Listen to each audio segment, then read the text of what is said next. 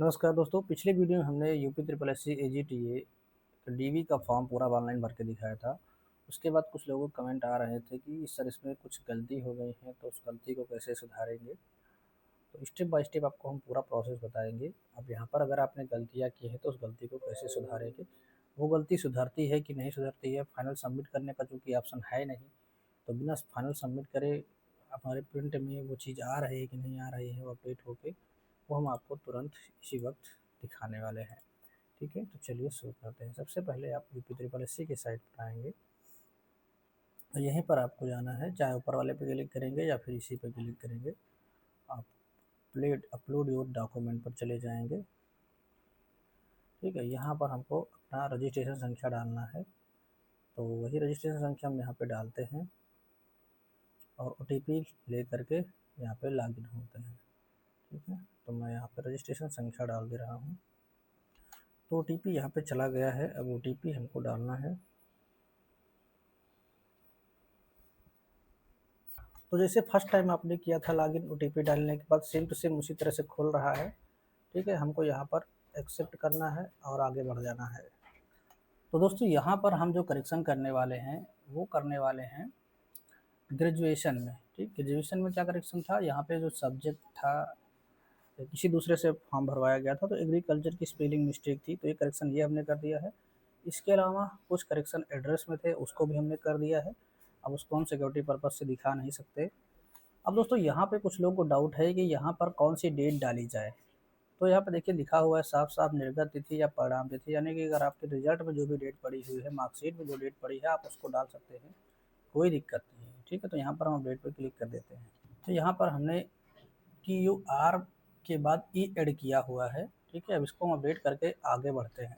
देखिए यहाँ पर दिखा रहा है कि आपका रिकॉर्ड अपडेटेड सक्सेसफुली हो चुका है। अब दोस्तों वीडियो में आगे बढ़ने से पहले एक पुस्तक के बारे में बताना चाहूँगा। ये पुस्तक है चक्षु पब्लिकेशन की, जो कि उत्तर प्रदेश राजस्व लेखपाल के लिए बनाई गई है।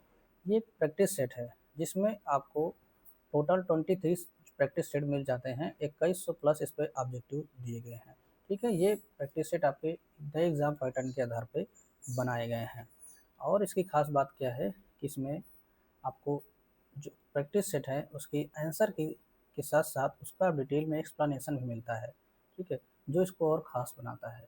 इसमें जो एक्सप्लेनेशन दिया गया है, देख सकते हैं डिटेल में दिया गया है।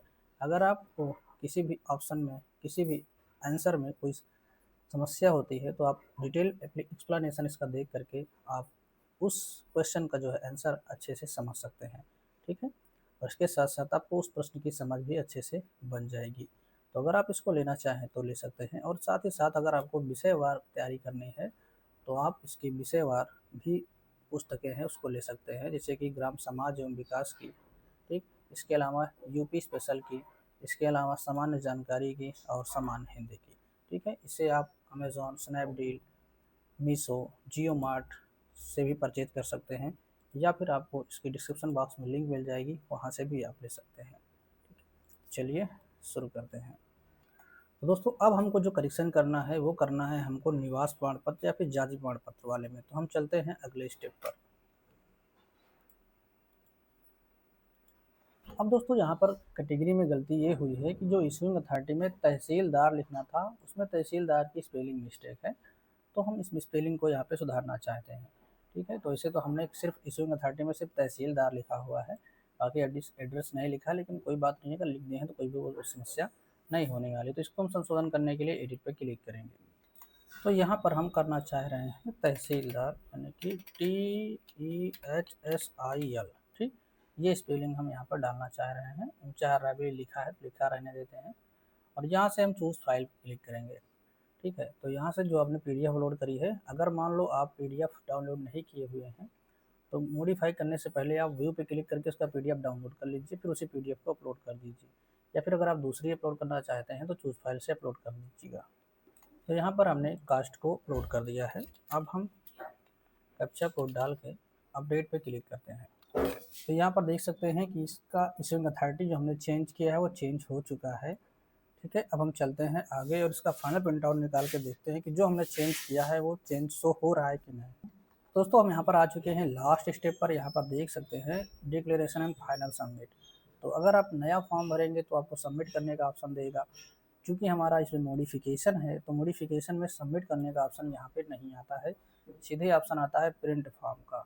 तो हम देखते हैं कि यहाँ पे प्रिंट फॉर्म पे क्लिक करते हैं तो हमारा प्रिंट आउट में जो हम चेंजेस किए हैं वो आ रहा है कि नहीं आ रहा है। तो हम इस पर क्लिक करते हैं और आपको दिखाते हैं। तो दोस्तों यहाँ पर देख सकते हैं तहसीलदार ऊंचाहार रायबरेली ये शो हो रहा है। बाकी हमने जो जो चीज़ चेंज किया है सब कुछ अपडेट हो गया है। और यहाँ पर हमने जो सब्जेक्ट चेंज किया था, यहाँ पर देखिए एग्रीकल्चर की स्पेलिंग हमने चेंज की थी वो भी करेक्ट होके आ रहा है। ठीक है, तो इसका मतलब यही है कि आप जो जो चीज़ें चेंज यानी जो नए फॉर्म में आपने भरा था वो सारी चीज़ें आप चेंज कर सकते हैं। ठीक है, कोई दिक्कत आपको नहीं होने वाली है।